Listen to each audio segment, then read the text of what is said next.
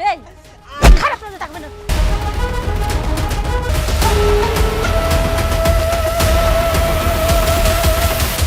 তাড়াতাড়ি করো না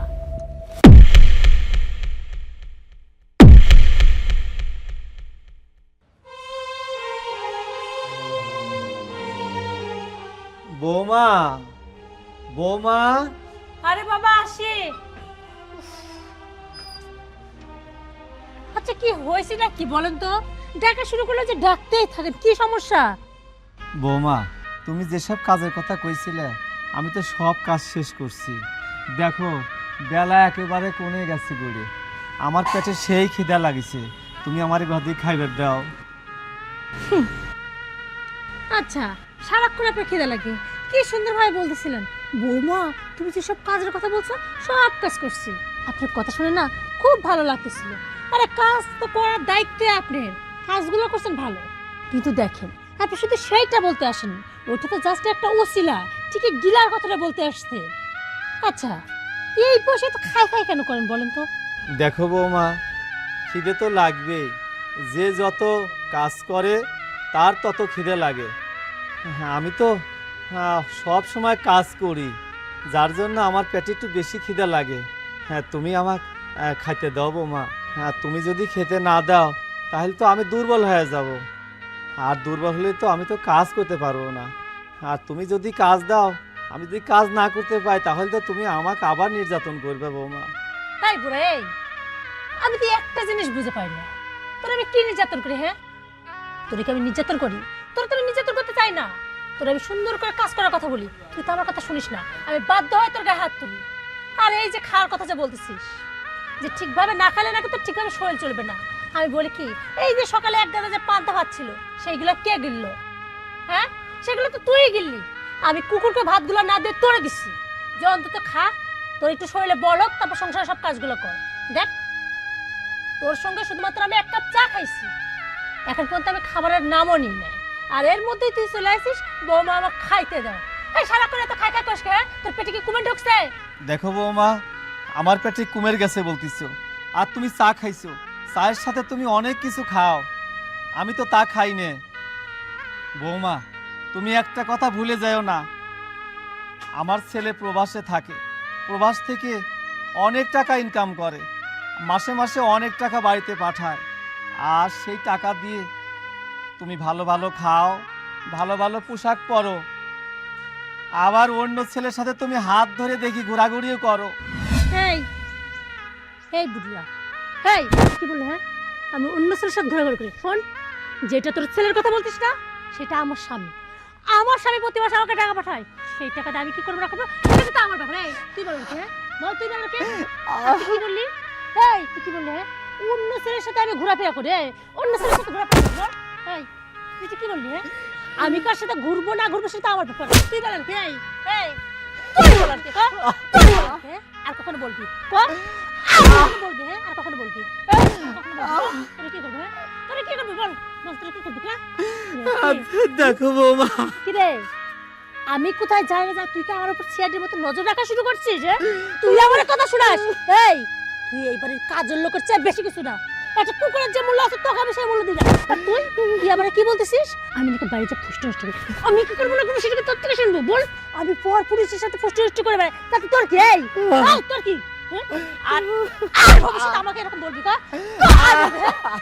আর বলছিস না সেদিন তোর আমি বুঝাবো আর কখনো বলবি বলবি কখনো বললে বা সেদিন আমি তোরে বুঝাবো হ্যাঁ তোমার সাহস না যত বড় বড় মুখ তত বড় সাহস তুই আমার এক আমি কি একসাথে বাইরে যাই ফুষ্ট নষ্ট করি শোন টাকাটা কান খুলে শুনবো যদিও ভাবছিলাম যে তোরা একটু পর খাইতে দিব কিন্তু না আজকে তুই আমার চোখে দিকে আঙুল তুলছিস না আগামী 2 দিন তোর কোনো খাবার নাই বাড়িতে এই সংসারের সমস্ত কাজ করবি 1 ঘন্টার মধ্যে আর আজকে রান্নাটা তুই করবি কিন্তু এক বিন্দু রান্নাও তুই খাইতে পারবি না কোনো খাবার তোর কপালে জুটবে না আর যদি রান্না করছিস না তাহলে তুই কিন্তু তোর আমি সত্যি সত্যি জানা মেরে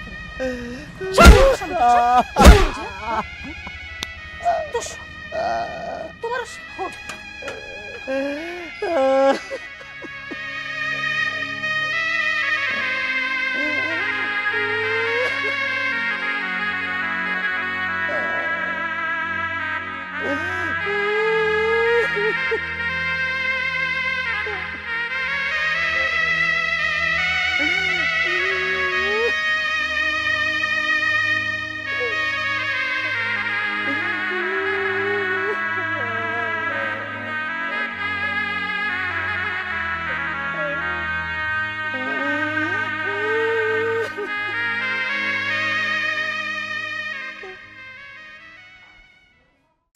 মা, অনেকদিন পর তুমি আমাদের বাড়িতে আসলে, তোমাকে তো ভালো মন্দ ঠিকভাবে খাওয়াইতেও পারলাম না। জানি না রান্নাটা কেমন হয়েছিল, ভালো লাগছিল তো? পাগলি, কি বলিস? যা খেয়েছি আলহামদুলিল্লাহ অনেক ভালো, এর চেয়ে আর কত ভালো খাওয়া যায়। তবে মা, তোকে দেখে এবার আমার অনেক ভালো লাগলো। কেন? তুই অনেক সুখে আছিস। আরে তোর কি যে বলো না, সুখ সুখ আর তুমি কই দেখলা? এইদিকে আমি আছি অশান্তিতে। মা, কি বলিস তুই? তোর আবার কষ্ট কিসের? আরে তোর বর প্রবাসে থাকে, মাসে মাসে লক্ষ লক্ষ টাকা পাঠায়, ইচ্ছা মতো শাড়ি গয়না বাজার সদাই যা মন চায় তাই করিস। আরে তোর মনের বিরুদ্ধে আর কেউ এখানে জোর করতে আসে না। আর একটা কথা, তুই যেভাবে চলাফেরা করতেছিস, সুন্দর শাড়ি সুন্দর গয়না, ইচ্ছা মতো টাকা উড়াস, তারপরেও যদি বলিস তুই সুখে নাই, তাহলে কেমন দেখায় না মা? মা, তোমার কথা তো সব ঠিক আছে, আমি ভালো ভালো শাড়ি পরতেছি, ভালো ভালো গহনা পরতেছি, যেখানে খুশি তখন ঘুরতে পারতেছি, কোনো সমস্যা নেই। আরে সমস্যা তো তোমার জামাই না, সমস্যা হচ্ছে এই বুড়োটা, সব নষ্টের মূল ওই বুড়োটা। তুমি জানো ওই বুড়োটার জন্য শান্তি মতো এই বাড়িতে আমি থাকতে পারি না। আমি কোথায় গেলাম, কেন গেলাম, সেইগুলো কৈফিয়ত সে বুড়োটা আমাকে জিজ্ঞেস করে। তারা না বলে সে একটা কাজও করে না, তার প্রত্যেকটা কাজ বলে বলে করাইতে হয়। আর তাছাড়া, আচ্ছা তুমি বলো, আমি কি করবো না করবো সেই কৈফিয়ত ওই বুড়োটারে দিব বলো? আর তাছাড়া তুমি জানো না, আমি বুঝি না এই বয়সে বয়সে এত খাবার কিভাবে খায়। হ্যাঁ, একটু কাজ হইতে না হইতে আসে বৌমা বৌমা আমাকে খাইতে দাও। আচ্ছা, আমার কাছে মাঝে মাঝে কি মনে হয় জানো তো, ওই বইটার পেটে মনে হয় কুমির ঢুকছে, এত খাবার যায়টা কই। সেইগুলা দেখে না আমার অসহ্য লাগে, মাঝে মাঝে মনে হয় এই বাড়ি ছেড়ে আমি কোথায় চলে যাই। আর ইদানিং ইদানিং তো আবার আমার বলে আমি নাকি বাইরে অন্য লোকের সাথে ঘুরে বেড়াই। এইগুলো শুনলে তখন কি কইতে ইচ্ছা করে তুমি আমারে বলো? এই বুড়োটা নিয়ে আমি আর পারতেছি না মা। ও, এই সমস্যা? আরে তুই আমাকে আগে বলবি তো। আরে এটা তো কোনো সমস্যাই না, যখন তখন আমি এটা ফিনিশ করে দিতে পারি। আর শোন, তো শ্বশুরকে এই বাড়ি থেকে তাড়ানো আমার বাম হাতের তুড়ির ব্যাপার। মা কি বলতেছো তুমি? তুই ব্যাপারটা বুঝতে পারতেছো না। আরে এই বুড়োটা তাড়াবো কিভাবে? হ্যাঁ শোনো, তোমার কি মনে হচ্ছে আমি চাইলে কি বুড়োটার এই বাড়ি থেকে বের করতে পারতাম না? আরে পারতাম তো, সেই জায়গায় সমস্যা। আমি যদি এখন বুড়োটার বাড়ি থেকে বের করে দিই, এই যে সোহেল আছে না, সে আমারে বলবে আমার বাবা কোথায়, বাবার সাথে কথা বলাই দাও, তখন আমি বুড়োটারে কই পাবো? আর তাছাড়া বুড়োটা যে মেরে ফেলবো তাতেও সমস্যা, তাহলে করবোটা কি? শোন, তোর মাথায় না গোবর ভরা আছে। আমার মেয়ে হয়ে তুই বুকার মতো কথা বলিস, সেটা তো আমি মানতে পারি না। শোন, আমার কাছে একটা তুখোড় বুদ্ধি আছে, শুনবি? মা শোনো, তাড়াতাড়ি বুদ্ধিটা বলে ফেলো তো। আচ্ছা শোন।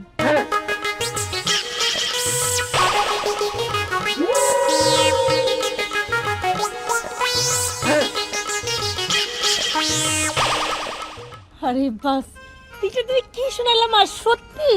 হ্যাঁ মা, তুমি যেটা বললা না, এইটা যদি সত্যি হয় তাহলে তো যাক, আমার সব সমস্যার সমাধান হয়ে যাবে। এই না হলে আমার মা।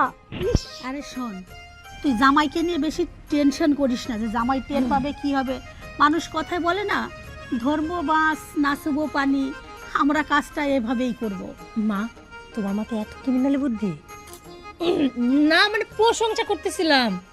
আচ্ছা ঠিক আছে, তুমি যা বললা তোমার কথা মতোই কাজ হবে, দেখা যাক কি হয়। আচ্ছা দেখিস, তোর মার বুদ্ধি এত কাঁচা না, তুই শুধু শুধুই চিন্তা করিস। ও মা শোনো না, এত সুন্দর তো বুদ্ধি দিলা, এখন তুমি কি খাবা সেটা বলো। এখন কি খাওয়া যায়? 1 কাপ কফি। একদম ঠিক কথা বলছি। ঠিক আছে, তুমি একটু বসো, তোমার জন্য আমি সুন্দর করে 1 কাপ কফি বানাই নিয়ে আসি, ঠিক আছে? আচ্ছা বসো। পাগলি, শুধু শুধুই এত চিন্তা করে। আরে তোর মা যেখানে আছে সেখানে কোনো চিন্তা আছে, সব সমাধান হয়ে যাবে।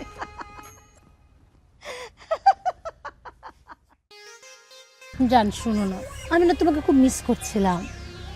দেখো না, আমার আর এভাবে লুকোচুরি করে প্রেম করতে আর ভালো লাগে না। চলো না আমরা বিয়ে করে ফেলি। আরে কি বলছিস তুমি? বিয়ে করে নেবো মানে? দেখো, আমি তো তোমার খুব ভালোবাসি, আমি নিজেও তো তোমার বিয়ে করতে চাই, কিন্তু তুমি তো বেকার, কোনো কাজই করো না। সোহেলের টাকা আমরা দুজন ফুর্তি করি। আর তাছাড়া এখন যদি আমরা বিয়েটা করি, এই যে সোহেলকে আমাকে কোনো টাকা পাঠাবে, তখন আমরা কিভাবে চলবো? আমি বলি কি, শোনো, আমাকে আর 1.5 বছর সময় দাও। সোহেল কিছুদিনের মধ্যে দেশে আসবে, আসলে ওকে যদি ভুলায় ভুলায় ওর সম্পত্তিগুলো নিজের নামে করে নিতে পারি, তারপর বিয়ে করলে আমরা দুজন সুখে শান্তিতে থাকবো। বুঝতে পারছো? বুঝলাম। শুনো না, আর কয়েকটা দিন অপেক্ষা করো, এখন একটু তো হাসো। আমি বলি কি, এইখানে বসে থাকতে না ভালো লাগতেছে না, চলো না আমরা কোথাও থেকে ঘুরে আসি। চলো।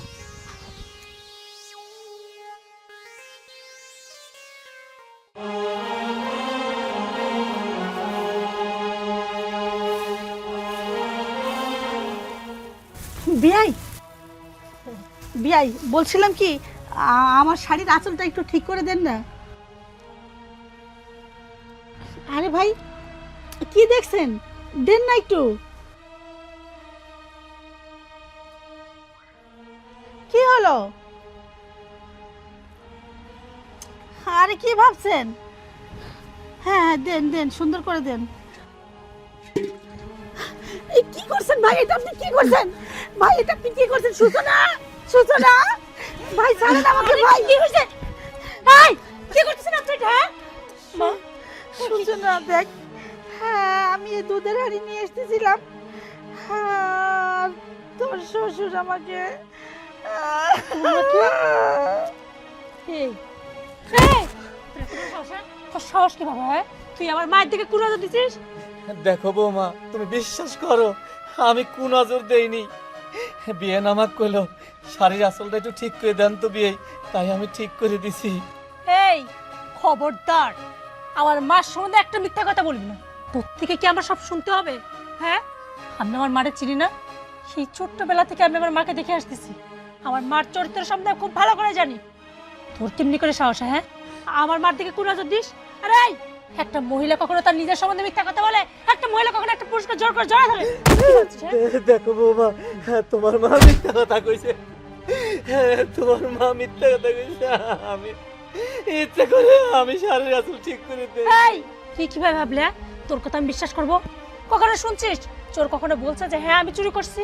হাত তাছাড়া আমার মা একটা মহিলা কখনো নিজের সম্বন্ধে মিথ্যা কথা বলে, নিজের চরিত্র সম্বন্ধে মিথ্যা কথা বলে? এটাকে আমার বিশ্বাস করতে হবে? বল, বিশ্বাস করতে হবে? দেখো বৌমা, আমার কথা বিশ্বাস করো, তোমার মাই মিথ্যা কথা বলতেছে। বিশ্বাস কর মা, তোর শ্বশুর মিথ্যা কথা বলছে। এত বড় মিথ্যুক হারামজাদা কোথাকার। আমি এখান থেকে হাড়ি নিয়ে যাচ্ছিলাম আর তোর শ্বশুর আমাকে দেখে, তুই বিশ্বাস কর মা, আমি আর লজ্জার কথা বলতে পারছি না। উনি আমার বিয়ে হয়েছে, আমার সাথে এরকম একটা কাজ করবে আমি কোনোদিনও ভাবতে পারিনি।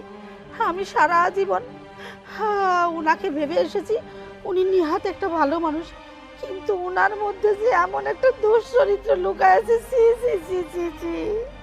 শোন সূচনা, আমি তোর বাড়িতে আর এক মুহূর্ত নয়, আমি এক্ষুনি বাড়ি চলে যাব। তোর শ্বশুর আমার সাথে এত বড় একটা কাজ করতে পারলো, আর এইখানে আমি একটা মুহূর্ত থাকবো না, আমি চলে যাব। না মা, তুমি কোথাও যাবে না। তুমি তো কোনো অন্যায় করনি। যে অন্যায় করছে যদি যেতে হয় এই বাড়ি থেকে সে যাবে। আজকে তো তোর আমি ছাড়বো না। হ্যাঁ, কি ভাবছিস আমার মাকে এই বাড়ি থেকে বের করে দিবি? আমার মার দিকে খারাপ নজর থাকবে? খারাপ নজর থাকবে না, খারাপ নজর থাকবে, খারাপ নজর থাকবে।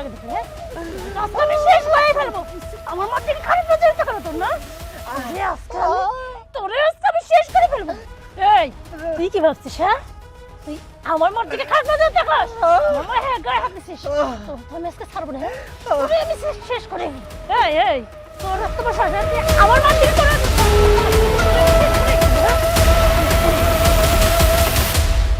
এই আমা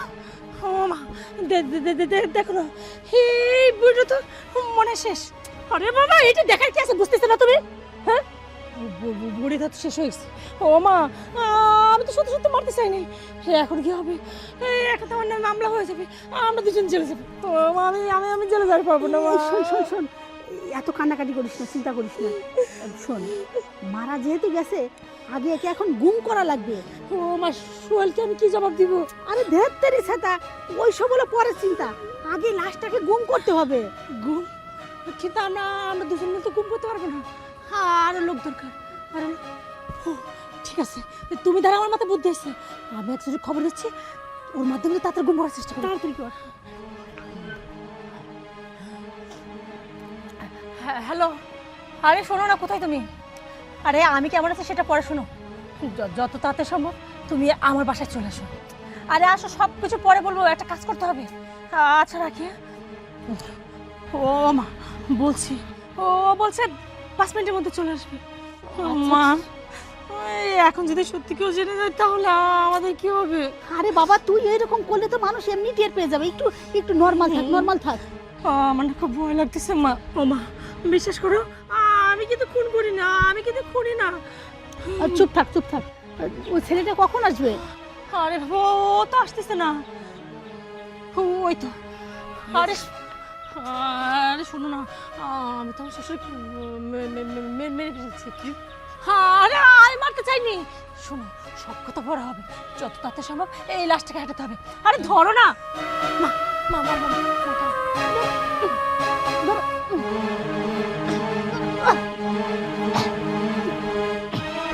আরে ভালো করে ধরো।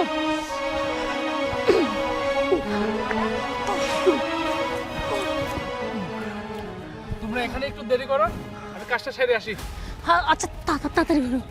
ও মা, চারদিকে একটু নজর রাখো, কেউ যদি দেখে নিলে মা সমস্যা হয়ে যাবে। যত তাড়াতাড়ি সম্ভব কিছু একটা ব্যবস্থা করতে হবে। চুপ কর।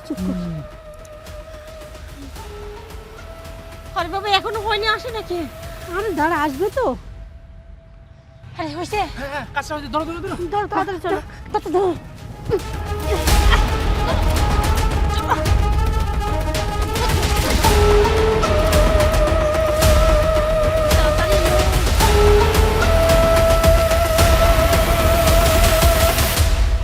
তাড়াতাড়ি নাও।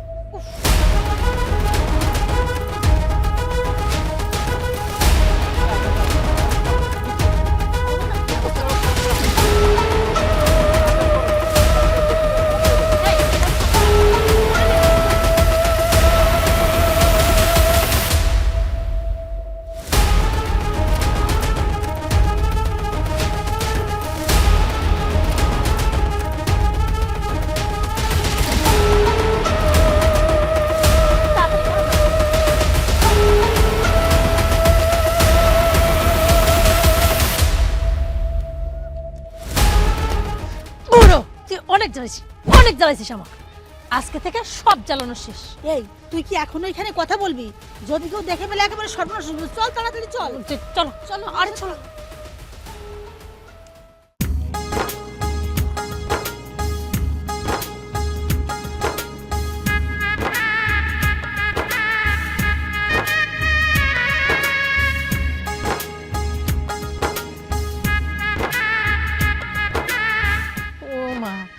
আমার তো খুব ভয় লাগতেছে। শৈল আসার পর শৈলে কিভাবে বুঝাবো? আচ্ছা, ও কি সত্যি সত্যি আমাদের কথা শুনবে, নাকি আবার আমাকে ভুল বুঝবে? আরে তুই যদি এরকম হতাশা হোস, তাহলে তো জামাই বাবা অবশ্যই সন্দেহ করবে যে কেন তুই এরকম করছিস। আল্লাহ কর, আর মাথায় একটা বুদ্ধি খাটা, কি বলা যায়? আরে ধরে রাখো তো বুদ্ধি। আমার ভিতরে টেনশন হচ্ছে, সেটা তুমি বুঝতেছো না, বুদ্ধি করতেছো। আসে না তো মা। শোনো মা, আমি তোকে বুঝান। সোহেল,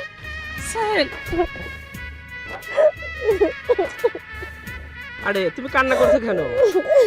আরে পাগলি, আমি তো চলে আসছি, তাই না?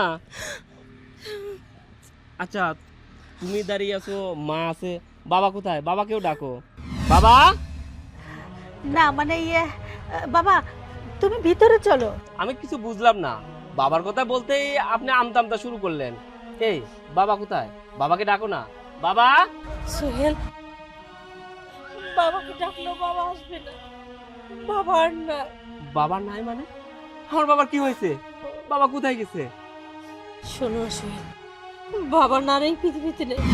পৃথিবীর মায়া ত্যাগ করে অনেক আগে বাবা চলে গেছে। না, এটা আমি বিশ্বাস করি না। আমার বাবা মারা যেতে পারে না। কেন? তোমার সঙ্গে তো প্রতিনিয়তই আমার কথা হয়, কখনোই তো বলনি আমার বাবা মারা গেছে। কোনোদিনও বলনি আমার বাবা মারা গেছে। আমি এটা বিশ্বাস করি না, আমার বাবা এইভাবে কান্না করো না। এই দেখো, বাবার কথা বলতে তুমি কিরকম ভেঙে পড়তেছো। আর যদি তোমাকে আগেই বলতাম বাবা আর নেই, তাহলে তুমি সেটা কিভাবে মেনে নিতে বলো? এর কারণে সত্যিটা তোমার থেকে গোপন রাখছি সোহেল। একটা আমার বলতে তো পারতে যে আমার বাবা মারা গেছে। হয়তো আমি বাবার কবরে মাটি দিতে পারতাম না, কিন্তু দুহাত তুলে বাবার জন্য তো একটু দোয়া করতে পারতাম।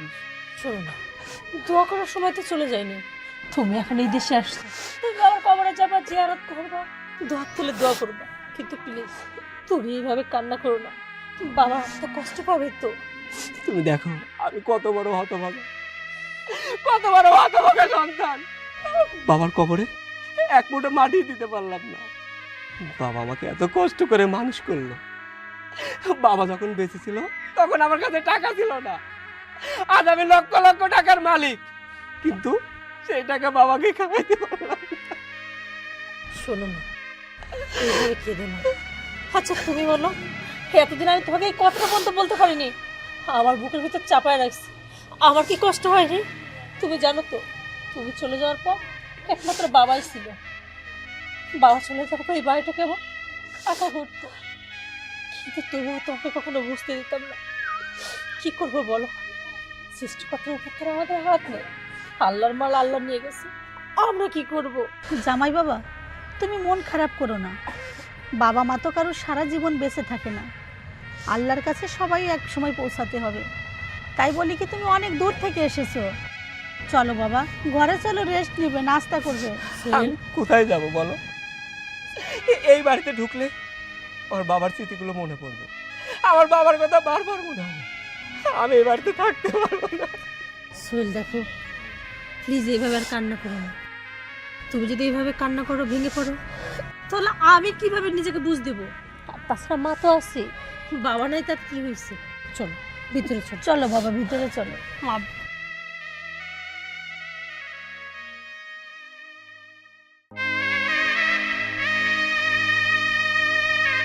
আরে বন্ধু সোহেল, কেমন আছিস?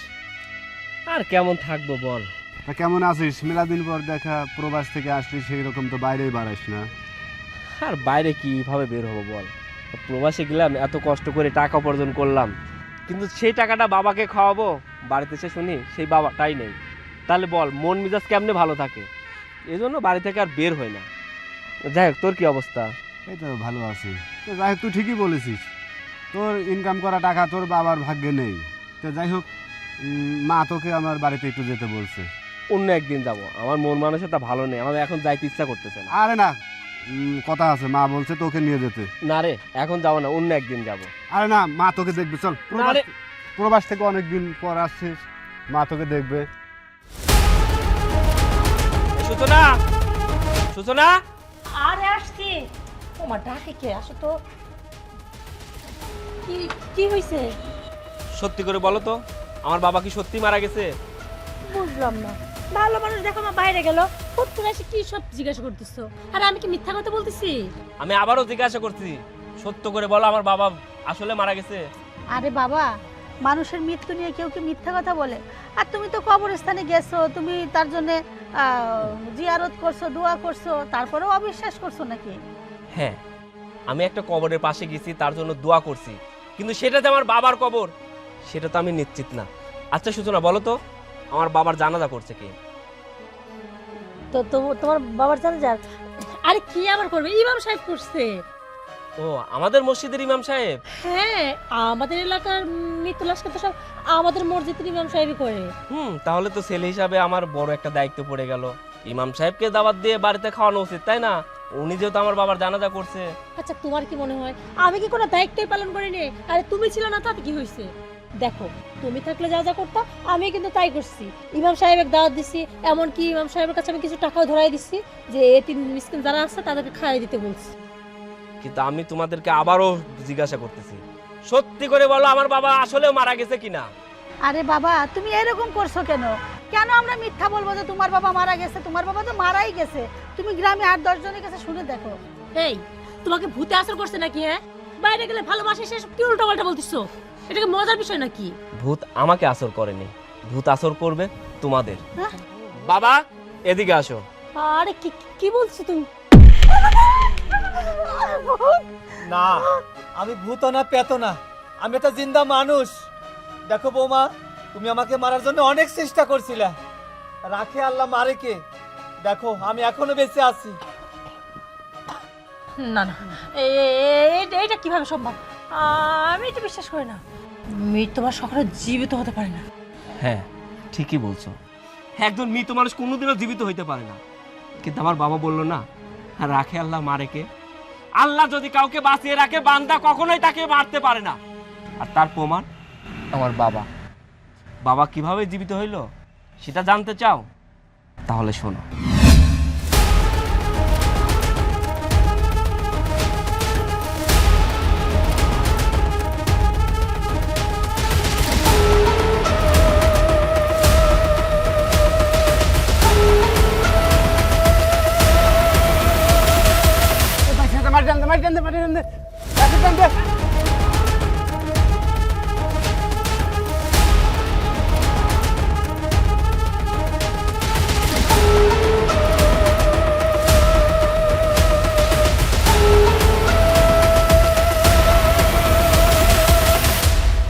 যেতে পার কাছেন জান দে।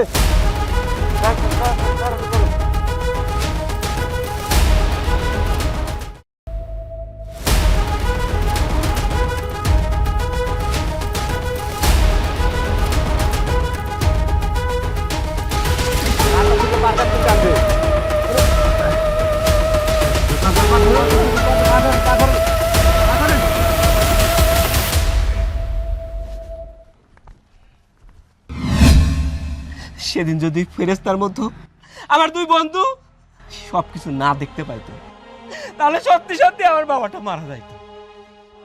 কিন্তু আমার বাবার কি এমন অপরাধ ছিল যে তাকে জিন্দা দাফন করেছিস? কি এমন অন্যায় ছিল যে তাকে জিন্দা দাফন হইতে হইলো? ও শোনো, আমার কথা শোনো না, বিশ্বাস করো, আমি সত্যি বাবাকে মারতে চাইনি। জানো তো ওই দিন বাবা যা করছে, তারপর না আমি মেয়ে হিসেবে ওইগুলো দেখার মাথা ঠিক ছিল না। তোমার বাবা আমার মায়ের আমার মায়ের সর্বনাশ করার চেষ্টা করছিল। চুপ! আর কোনো মিথ্যা কথা বলবি না, আর কোনো নাটক করবি না। বিশ্বাস তোরা করো, অনেক নাটক করছিস। তোদের মা মেয়ের কোনো নাটক আমি দেখতেও চাই না, শুনতেও চাই না। আমি নাটক করছি না, তোমার বাবাকে জিজ্ঞেস করো। আমি আমার বাবার থেকে সবকিছু শুনছি। তুই কি ভাবছিস আমি কিছুই জানি না? আমি সবকিছু জেনেই আমার বাবাকে এই বাড়িতে নিয়ে আসছি। জামাই বাবা, চুপ! কোনো কথা বলবেন না। আপনি না ওনার মা, আপনি না মা জাতি। আপনার মেয়ে যদি কোনো ভুল করতো, আপনার উচিত ছিল আপনার মেয়েকে সান্ত্বনা দেওয়া, আপনার মেয়েকে বুঝ দেওয়া যে শ্বশুর বাবার মতো হয়। তা না করে আপনি নিজে সঙ্গ দিয়ে আমার বাবাকে জিন্দা দাফন করছেন। আরে আপনারা কি করে বুঝবেন? একজন প্রবাসী জানে তার বাবা কতটা কষ্ট করে। জানো বাবা, যখন আমি বাংলাদেশে ছিলাম, এই খেলাধুলা করছি, বেড়াইছি, তুমি আমাকে শাসন করছো। আমি রাগ করতাম, বাবা কেন শাসন করে? তুমি সারাদিন মাঠে কাজ করে এসে আমার জন্য খাবার রান্না করতে, খাবারে যদি একটু ঝাল কম হইতো, একটু লবণ কম হইতো, আমি বকাবকি করতাম, খাবার ছুঁড়ে মারতাম। কিন্তু তখন বুঝতে পারি নাই যে নিজে কর্ম করে খাওয়া কতটা কষ্ট। তখন বুঝতে পারি নাই বাবা নামের বৃক্ষটা এই একজন মানুষের জন্য এতটা প্রযোজ্য। জানো বাবা, 18 ঘন্টা 20 ঘন্টা যখন ডিউটি করি, আসার পরে রুমে আবার নিজেকে রান্না করে খাইতে হয়। কোনোদিন লবণ দেওয়ার কথা মনে থাকলে ঝাল দেওয়ার কথা মনে থাকে না, কোনোদিন খাবার সিদ্ধ হয় না। তোমার সেই ছেলেটা আধা সিদ্ধ খাবার খায় বাবা। আর ওই খাবার খাওয়ার সময় তোমার কথা বারবার মনে হয়। আমি বাবাকে কত বকছি, বাবার সাথে কত অন্যায় করছি। জানো বাবা, আমি যখন প্রবাসে গেলাম, যে দালালের মাধ্যম দিয়ে প্রবাসে যাই, সে দালাল বলেছিল আমাকে ব্যবসায়ী ভিসা দেবে, কিন্তু ওই দেশে যায় আমাকে মাজরার ভিসা দেয়। আমি না জানি ভাষা, না করতে পারি কাজ, আমার অনেকটা কষ্ট। মরুভূমির মধ্যে উর্দুম্বা চারাই, 42-44 ডিগ্রি তাপমাত্রা, নিচের বালুকণাগুলো উত্তপ্ত গরম, আমার সারা শরীরে ফুসকা পড়ে যাইত। যেখানে হাত দিতাম সেখানেই ফুসকা, সারা শরীর ব্যথায় জর্জরিত হয়ে যাইত। আমি অনেক কষ্ট পাইতাম। কিন্তু মাস শেষে যখন বাড়িতে টাকা পাঠাইতাম, তখন এই সান্ত্বনাটা আমার মধ্যে থাকতো। আমি যতই কষ্ট করি, এই টাকা দিয়ে আমার বাবাটা ভালো আছে, আমার বউটা ভালো আছে, আমার পরিবার, আমার প্রিয়জন সবাই ভালো আছে। আমরা প্রবাসীরা অনেক কষ্ট করি, কিন্তু এই প্রবাসীর কষ্ট কেউ বুঝে না। বাবা, এত টাকা পয়সা দিয়ে আমাদের কি হবে? এত টাকা পয়সা ইনকাম করে যদি আমার বাবা খাইতে না পারে, এত টাকা পয়সা ইনকাম করে যদি একজন প্রবাসীর বাবাকে জিন্দা কবর দেওয়া হয়, তাহলে আমরা কাদের জন্য কষ্ট করি? আমাদের এই কষ্টটা বিফল, বাবা তুমি আমাকে মাফ করে দিও বাবা, আমি তোর সঙ্গে অনেক অন্যায় আমার এখন ছেলে হিসাবে কি করা উচিত জানিস? তোদের দুজনকে ধরে জিন্দা দাফন দেওয়া উচিত, জিন্দা কবর দেওয়া উচিত। তাহলে তোরা বুঝতে পারবি একজন জ্যান্ত মানুষকে জিন্দা কবর দিলে তাদের কেমন লাগে। আমি তো তোদের মতো এত খারাপ না, তাই তোদেরকে জিন্দা কবর দিলাম না। কিন্তু তোর মতো মেয়ের সঙ্গে আমি সংসার করব না, আমি তোকে ডিভোর্স দিব। যা দুইজনে আমার বাড়ি থেকে বের হ, বের হ বলছি। সোহেল শোনো না, বিশ্বাস কর সোহেল, আমার কোনো দোষ নেই। আমি কখনো বাবাকে কোনো ক্ষতি করতে চাইনি, সব দোষ মা। যা কিছু করছে মা করছে। মাই তো এই বাড়ি থেকে আসার পর থেকে আমার মাথায় এক এক সময় এক এক কথা কাছে বুদ্ধি দিত। মা বলতো সূচনা শোন, শুধু শুধু বসায় বসায় বড়টা রাখবি না, তার চেয়ে বলি কি ওর দিয়ে কাজ করা। তখন থেকেই তো আমি কাজ করাইতাম। শুধু তাই না, তারপর মা যখন একদিন জিজ্ঞেস করলো, আমি তখন বললাম আব্বা মাঝে মাঝে আমার খোঁটা দেয়। তখন সব বুদ্ধি মা আমার দিছিল। এই যে আব্বাকে ফাঁসানো বুদ্ধি, এই প্ল্যানটা কিন্তু মার। আর ওই টাইমে আব্বার উপর যে নির্যাতন করার কথা ছিল সেটা মার প্ল্যান মতোই। কিন্তু বিশ্বাস করে মারতে জানি তো। আমি আব্বারে যখন নির্যাতন করতে চাই, তারপর দেখি হঠাৎ করে আব্বার নড়াচড়া করতেছে না। তখন তো আমি ভয় পেয়ে গেছিলাম, আমি ভাবছিলাম আব্বা মনে হয় মারা গেছে। তারপর জিন্দা কবরের কথা বলতেছো, ওইটা আমি করতে চাইনি, সেটা মা বলছে। মা আমারে বলছিল শোন, যত তাড়াতাড়ি সম্ভব এই লাশটাকে কাছে সরাইতে হবে। তারপর মার বুদ্ধিমত্তায় আমি নিশাত্রে ফোন দিই, তারপর ওরে ডেকে একসঙ্গে যে জিন্দা কবর দিয়েছি। কিন্তু বিশ্বাস করো সোহেল, আমি তোকে সত্যি বুঝতে পারতেছিলাম আমি কি করব। আমার মাথা না কোনো কাজ করতেছিল না। চুপ চুপ, আর একটা কথা বলবি না। তোর মা যা বলছে তুই তাই করছিস। একটাবারও তোর মাথার মধ্যে আসলো না যে এটা তোমার শ্বশুর, এটা আমার বাবা? তোদের সব কথা আমি বুঝতে পারছি, তোদের এত কথা শুনছি কেন আমি? যা, তোদেরকে বাড়ি থেকে বের হতে বলছি না? সোহেল, আমার ভুল হয়ে গেছে। তোর স্থান তো পায়ের নিচে ছিল না, তোর স্থান ছিল এই জায়গা। তোর নিচে নামলি কেন? আর তুই কি ভাবছিস তুই পরকিয়া করিস সেটা আমি জানি না? আমি সব কিছু জানি। আরে আমাকে তোর পছন্দ হয়নি, তুই আর একটা লোককে পছন্দ করিস, পরকিয়া করিস। আমার সমস্ত টাকা পয়সা নিয়ে তার হাত ধরে তুই চলে যাইতে পারতি, তাই বলে তুই আমার বাবাকে জিন্দা কবর দিবি? প্লিজ এইবারের মতো ক্ষমা করে দাও। ও বাবা, ও বাবা, আমি ভুল করছি। আপনি ছেলেকে বোঝান না, আমাকে তাহলে ক্ষমা করে দাও। তোর কোনো ক্ষমা নেই, তোর একটাই শাস্তি, তোকে আমি ডিভোর্স দিব। যা এবার রাস্তা থেকে বের হ, বের হ বলছি, বের হ। বাবা